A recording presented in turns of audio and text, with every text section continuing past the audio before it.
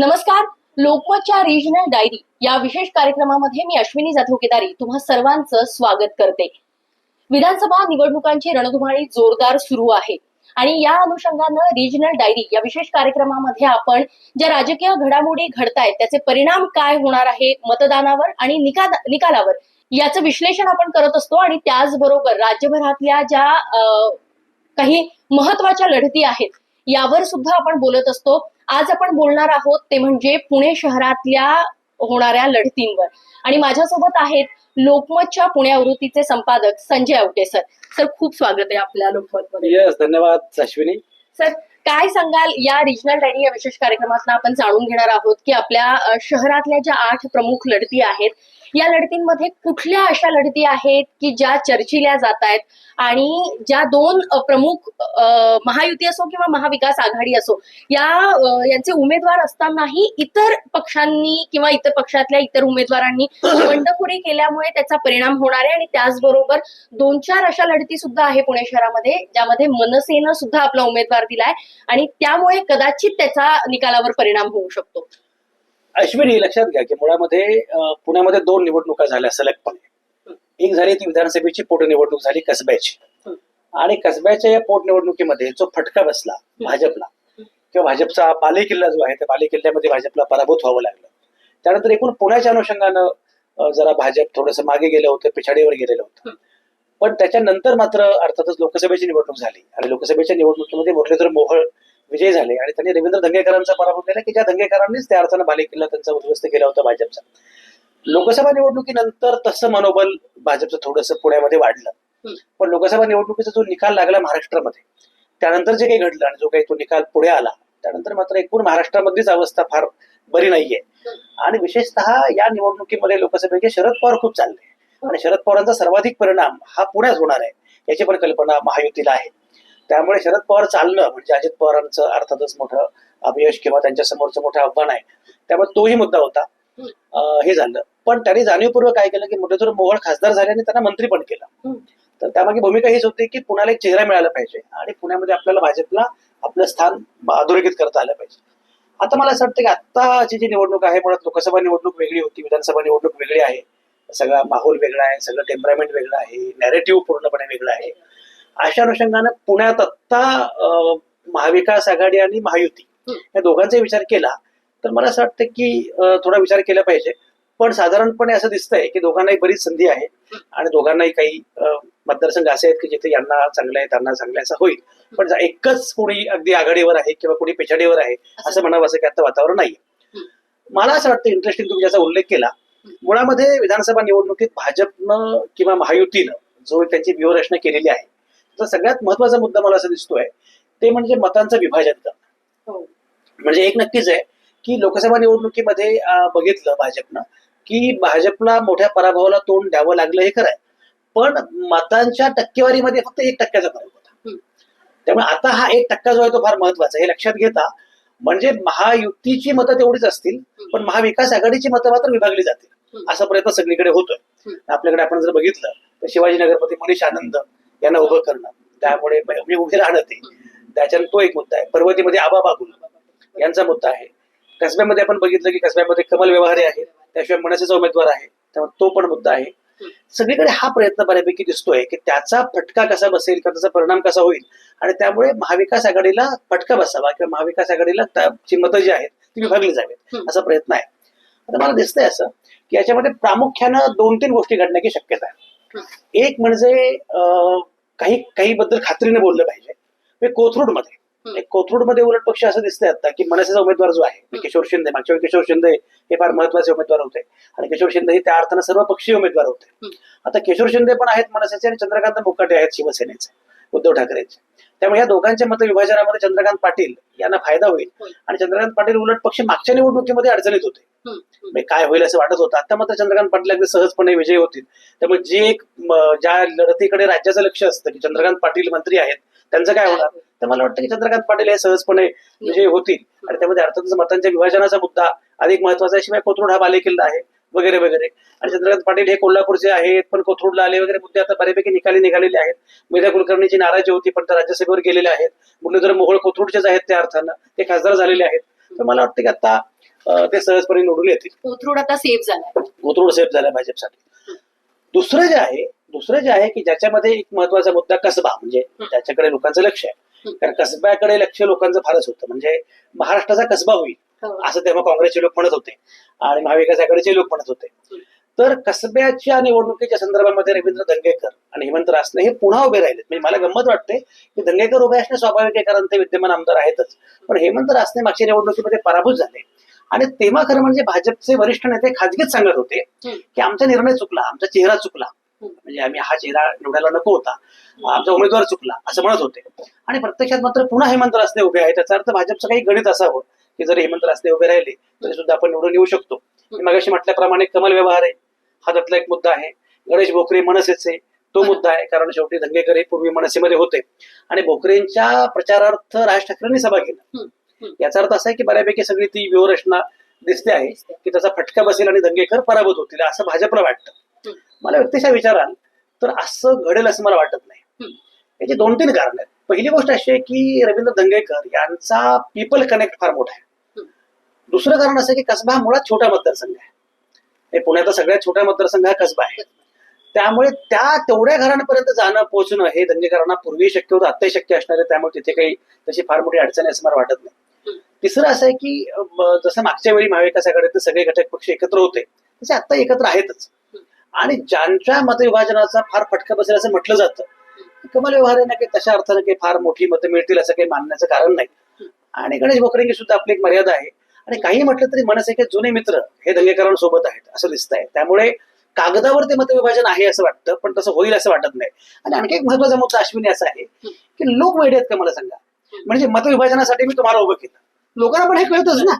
म्हणजे ज्याप्रमाणे मला हे कळतं की हे मतविभाजन व्हावं तसं लोकांना हे कळतं.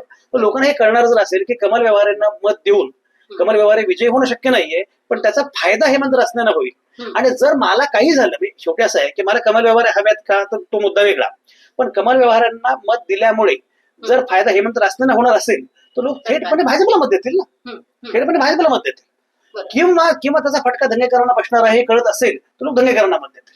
तर मला असं वाटतं की हा खेळींचा फार मोठा उपयोग होईल असं मला वाटत नाही. कसब्यामध्ये काही प्रयत्न झाले, कसब्यामध्ये किती प्रयत्न केला तरी सुद्धा मला स्वतःला असं वाटतं की कसब्यामध्ये धंगेकर निवडून येतील आणि महाविकास आघाडीला ती जागा राखता येईल असं मला वाटतं. हा दुसरा मुद्दा आहे. खात्रीच्या जागांमध्ये मला विचाराल तर कॅन्टोन्मेंटमध्ये महाविकास आघाडीसाठी ती फार उत्तम जागा आहे. तपशिलात उल्लेख करायची गरज नाही, पण कॅन्टोन्मेंट मला असं दिसतं की महाविकास आघाडी जिंकू शकते. तिथे रमेश बागवेंना उमेदवारी मिळणं हे पण अनेक अर्थांनी चांगलं, भाजपसाठी काँग्रेससाठी चांगलं झालेलं आहे. त्यामुळे ते घडू शकतं. वडगाव शेरी जी आहे ती मला असं वाटतं स्वतःला की वडगाव शेरीमध्ये शरद पवारांचे उमेदवार बापू पठारे हे निश्चितपणे जिंकू शकतात असं आता वाटतंय. तिथे त्यांनी काही बाकी वेगळे प्रयत्न झालेले आहेत, पण मुळात झालंय असं की तिथे एक सुनील टिंगरे विरुद्ध बापू पठारे असा सामना आहे. सुनील टिंगरेंचं पोर्शेच्या सगळ्या प्रकरणामध्ये त्यांच्याबद्दलची प्रतिमा, त्यांचं जे काही झालंय ते आपल्याला माहित आहे, त्यामुळे ते पिछाडीवर गेलेलेच आहेत. दुसरं असं आहे की तिथे महायुतीमध्ये अजिबात चालवेल नाही. जगदीश मुळीक उत्सुक होते आणि जगदीश मुळीकांना खरं म्हणजे आमदारकी हवी होती.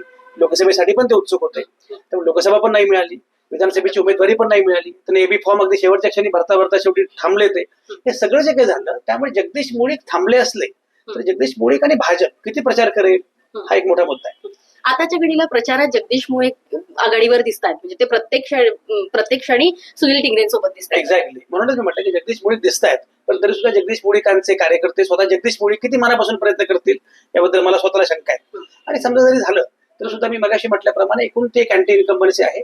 बापू पठारेंचं एकूण त्या अर्थानं बराच काळ मधल्या काळात नव्हते. ते बापू पठारे पुढे त्यांचा मुलगा सुरेंद्र तो पण जोरकसपणे करतोय प्रचार.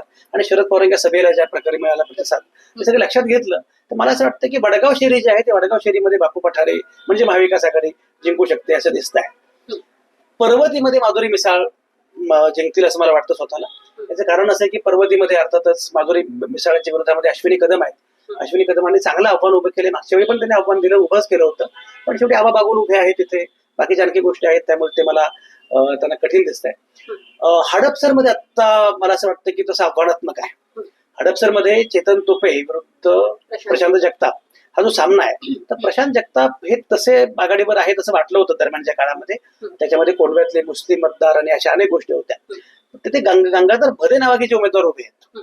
तर त्यामुळे जातीय समीकरणं कशी वर्क होतील किंवा जातीय समीकरण कशी तिथे त्याच्यावर अनेक गोष्टी. मनसेच्या उमेदवाराचं देखील आव्हान आहे. आणि तिथे म्हणत की महादेव बाबरांचे साईनाथ बाबर जे आहेत त्यांचा प्रचार महादेव बाबर करतायत.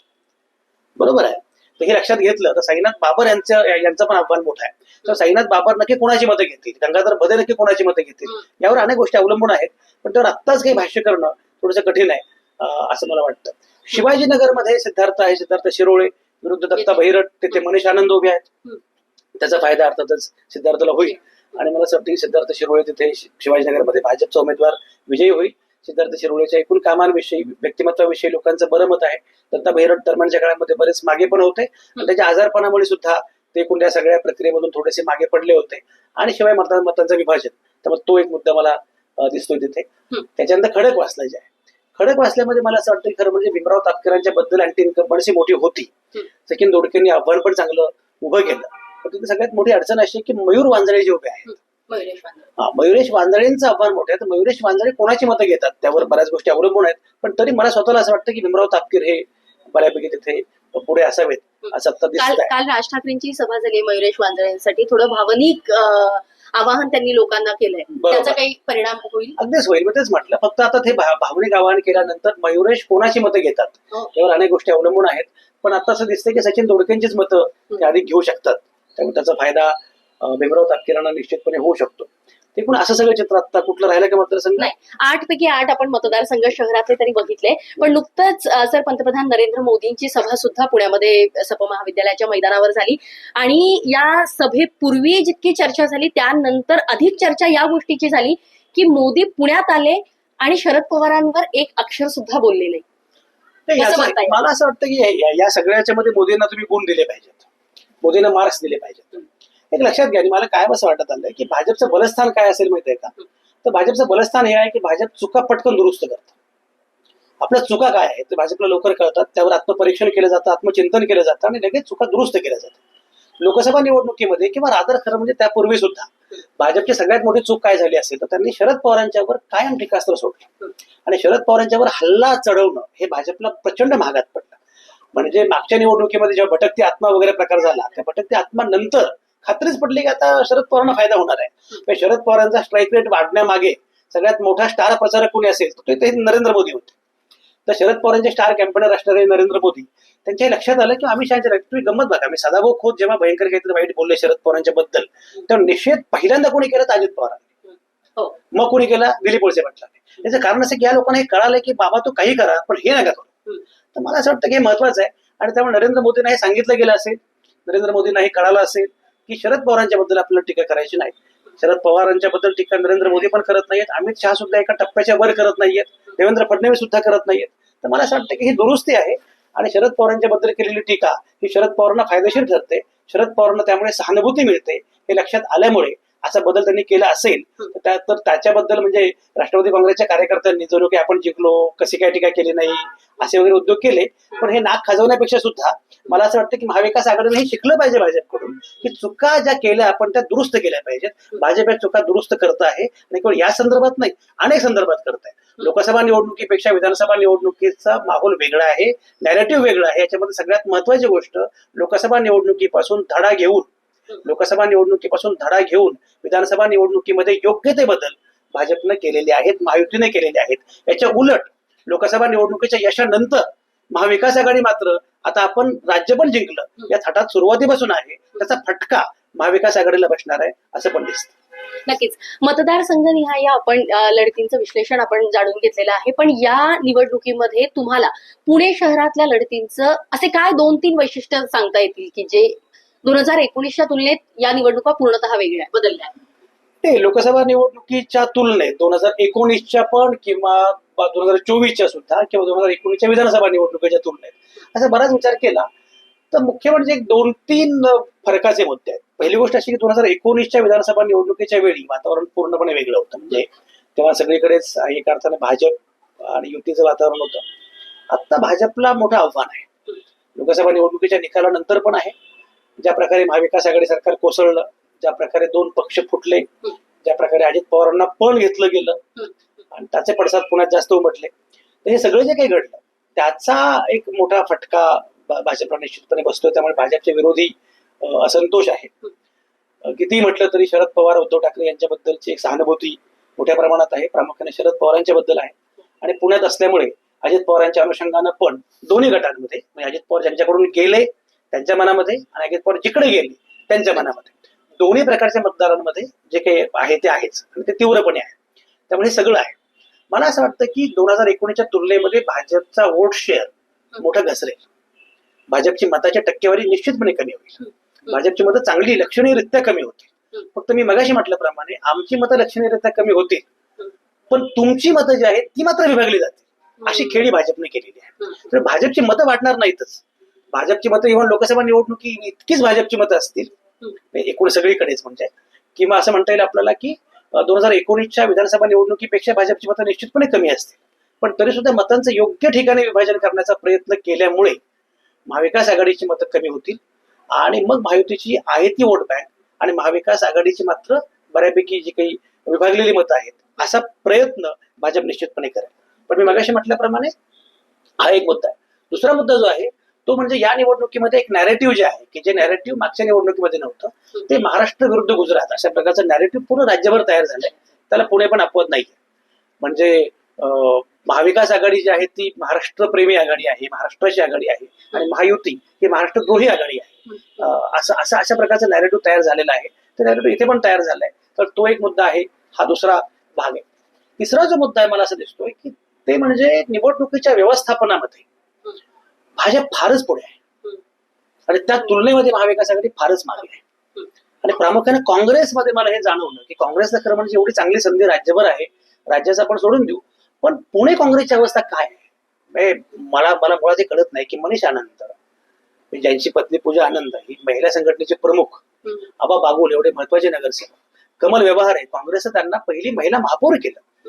एवढे महत्वाचे नेते हे जातात, बंडखोरी करतात, वेगळे उभे राहतात आणि त्यांना कोणी सांगतही नाही. तुम्ही गंमत बघा, जगदीश मुळीकांना जो फोन आला देवेंद्र फडणवीसांचा तो व्हायरल झाला की देवेंद्र फडणवीस सांगतात की जगदीश आमचे कार्यकर्ते नेते आहेत आणि काळजी करू नका, त्यांना विधान सभागृहामध्ये पाठवणं ही जबाबदारी माझी आहे. आणि जगदीश मुळीक माघार घेतात. आणि तुम्ही मगाशी उल्लेख केला की दाखवण्यासाठी का असे ना पण जगदीश मुळीक प्रचारामध्ये दिसतात. मला हे कळत नाही की जगदीश मुळीक तर फार महत्वाचे नेते आहेत त्या अर्थानं कमल व्यवहार काय तेवढ्या पण महत्वाच्या नाहीयेत किंवा आबा बागुल तेवढे महत्वाचे नाहीत, मनीष आनंद तेवढे महत्वाचे नाहीत. या नेत्यांना या कार्यकर्त्यांना थांबवणं काँग्रेसला शक्य का झालं नाही? अगदी अगदी देवेंद्र फडणवीसांना ते शक्य झालं. ऐन दिवाळीच्या काळामध्ये देवेंद्र फडणवीस पुण्यामध्ये होते ही सगळी नाराजी दूर करण्यासाठी. इव्हन चंद्रकांत पाटलांच्या विरोधामध्ये अमोल बालवडकर या तरुणांना आव्हान उभं केलं होतं, पण अमोल बालवडकर थांबवलं गेलं. माझा मुद्दा असा आहे की जे अमोल बालवडकरांबद्दल झालं, जे जगदीश मुळीकांबद्दल झालं, ते या लोकांबद्दल का झालं नाही. आणि गंमत अशी खास घेतली की या तिन्ही नेत्यांना मी विचारलं की म्हटलं अरे तुम्ही असं कसं काय केलं, तुम्हाला लोकांनी समजावलं असेल. त्यांनी सांगितलं आम्हाला कोणी समजावलंच नाही. म्हणजे असं जर झालं असेल की त्यांना कोणी समजावण्याचा प्रयत्न केला नसेल तर मग काँग्रेसचे कार्यकर्ते नेते करतात काय. तर मला मी मगाशीच कोणीतरी सांगत होतो भारत जोडोवर एक नुकतंच पुस्तक आलंय, त्या या लोकांनी काढले, ते आमचे संदेश भंडारे नावाचे मित्र आहेत, तर ते पुस्तक घेऊन आले होते. भारत जोडोच्या संदर्भातलं सगळं एक संपादित पुस्तक आहे. मी त्यांना म्हटलं राहुल गांधींनी हे चांगलं काम केलंय, पण राहुल गांधींना भारत जोडोच्या पूर्वी आता काँग्रेस जोडो पण करावी लागेल. तुम्हाला काँग्रेस पण जोडणं आवश्यक आहे ना, पक्ष म्हणून पण काम करणं आवश्यक आहे. म्हणजे जी चूक हरियाणामध्ये काँग्रेसने केली अशा चुका जर तुम्ही कराल तर तुम्ही आलेली संधी गमावाल. तुम्हाला शेवटी निवडणुकांचं व्यवस्थापन नावाची पण एक गोष्ट असते. मला असं वाटतं की पुण्यामध्ये निवडणूक व्यवस्थापनामध्ये मोठं अपयश काँग्रेसला आलेलं आहे. हा एक मुद्दा आहे. आणि एकूणच महाविकास आघाडी त्या बाबतीमध्ये थोडी मागे पडलेली आहे. भाजप आणि महायुतीने मात्र त्या निवडणुकीचं व्यवस्थापन फार चांगलं केलंय. अदरवाईज यापेक्षाही म्हणजे शेवटी महाविकास आघाडीला 2019 पेक्षा चांगली संधी आहेच, आताही आहे आणि त्यापेक्षा अधिक जागा मिळतील सुद्धा, तो मुद्दा वेगळा. पण त्याहूनही अधिक जागा मिळू शकल्या असत्या, पण ही संधी या लोकांनी गमावली असं मात्र मला वाटतं. नक्कीच नक्कीच. तर पुणे शहरामध्ये काय काय घडलंय आणि आता जे घडलंय त्या अनुषंगानं निकाल कशा पद्धतीने लागू शकतात असा अंदाज आपल्याला संजय आवटे सरांनी वर्तवल्याचं सुद्धा आपण बघितलेलं आहे. एकूणच महाविकास आघाडी आणि महायुतीला जी काही कारणं आहेत आता त्या कारणांमुळे काही ज्या घडामोडी घडलेल्या आहेत त्यामुळे फायदा तोटा काय होणार आहे हे निकालातच स्पष्ट होईल. रिजनल डायरी या विशेष कार्यक्रमामध्ये इथेच थांबूयात. पुण्याहून मी अश्विनी जाधव केदारी, लोकमत व्हिडिओ.